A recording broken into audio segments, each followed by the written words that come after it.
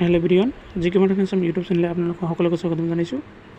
আগন্তুক অসমত হ'বলগীয়া ADAR গ্ৰেড 3 এণ্ড গ্ৰেড 4 পৰীক্ষাৰ্থীসকলৰ বাবে কিছুমান সাধাৰণ জ্ঞানৰ জিকে MCQ প্ৰশ্ন উত্তৰ আগবঢ়াইছোঁ। প্ৰশ্নবোৰ খুবেই গুৰুত্বপূৰ্ণ। আশা কৰোঁ এইটো ভিডিঅ'ৰ জৰিয়তে আপোনালোকৰ ভালেখিনি সহায় হ'ব। যদি ভিডিঅ'টো ভাল লাগিছে এটা লাইক কৰিব আৰু লগতে চেনেলটো ছাবস্ক্ৰাইব কৰিবলৈ পাহৰি নাযাব। আহক এতিয়া আপোনালোকৰ মেইন ভিডিঅ'লৈ যাব ব'লা। আজিৰ প্ৰথমটো প্ৰশ্ন আছে, তলৰ কোনটো পাতল ধাতু? ইয়াত 4টা অপশ্যন আছে। অপশ্যন ক পাৰা, অপশ্যন খ লিথিয়াম, অপশ্যন গ হি, অপশ্যন ঘ আছে ৰূপ, আৰু এইকেইটাৰ ভিতৰত সঠিক উত্তৰটো হ'ব অপশ্যন নম্বৰ ঘ ৰূপ। ৰূপ হ'ল আটাইতকৈ পাতল ধাতু। 2 নম্বৰ প্ৰশ্নত কৈছে DTP মানে কি? মানে DTPৰ সম্পূৰ্ণ ৰূপ কি হ'ব পাৰে? অপশ্যন ক আছে ডিজিটেল ট্ৰান্সমিশ্যন প্ৰট'কল, অপশ্যন খ ডেস্কটপ পাব্লিছিং, ঘ আছে ডাটা টাইপ প্ৰগ্ৰামিং, ঘ ডকুমেণ্ট টাইপ প্ৰচেছিং, আৰু উত্তৰটো হ'ব অপশ্যন নম্বৰ খ ডেস্কটপ পাব্লিছিং। 3 নম্বৰ প্ৰশ্ন, টেলিগ্ৰাফ কেতিয়া আৱিষ্কাৰ হৈছিল? তো ইয়াত অপশ্যন দি আছে। অপশ্যন 1810, অপশ্যন খ 1840, অপশ্যন খ 1870, অপশ্যন খ 1890, আৰু উত্তৰটো হ'ব অপশ্যন নম্বৰ খ 1840। 4 নম্বৰ প্ৰশ্ন, WWৰ সম্পূৰ্ণ নাম কি? উত্তৰটো হ'ব অপশ্যন নম্বৰ ক ৱৰ্ল্ড ৱাইড ৱেব। 5 নম্বৰ প্ৰশ্ন, আটাইতকৈ বুদ্ধিমান স্তন্যপায়ী জীৱ হ'ল? মানে তলত 4টা অপশ্যন দি আছে। এইকেইটাৰ ভিতৰত আটাইতকৈ বুদ্ধিমান স্তন্যপায়ী প্ৰাণী কোনটো? অপশ্যন নম্বৰ গ ডলফিন। 6 নম্বৰ প্ৰশ্ন, পৃথিৱীৰ আটাইতকৈ সৰু চৰাইবিধ হ'ল? মানে পৃথিৱীৰ আটাইতকৈ সৰু চৰাইবিধৰ নাম কি? অপশ্যন ক আছে মপিয়া, অপশ্যন খ হামিং বাৰ্ড, অপশ্যন ক চুইফ্ট, অপশ্যন খ হিমু, উত্তৰটো হ'ব অপশ্যন নম্বৰ খ হামিং বাৰ্ড।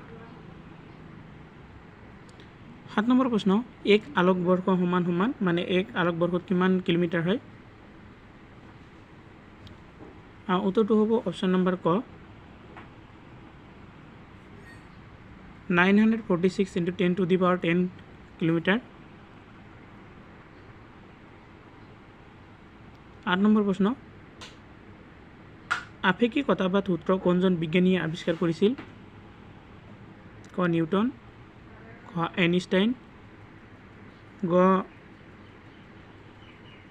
ঘ আছে ভেংকটৰমন, ইয়াৰ উত্তৰটো হ'ব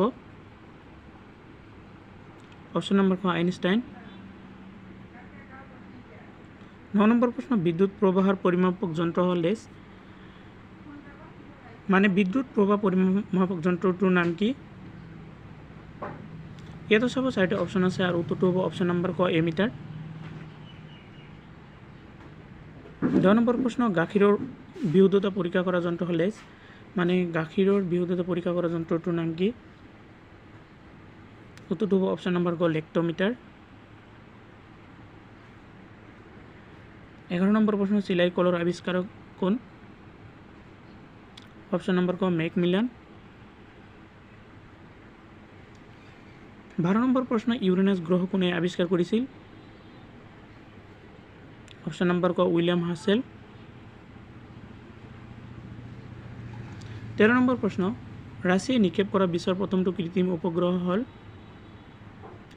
অপশ্যন নম্বৰ ক স্পুটনিক 1। 14 নম্বৰ প্ৰশ্ন, প্ৰথম ভাৰতীয় মহাকাশচাৰী কোন? এইটো অপশ্যন নম্বৰ খ ৰাকেশ শৰ্মা।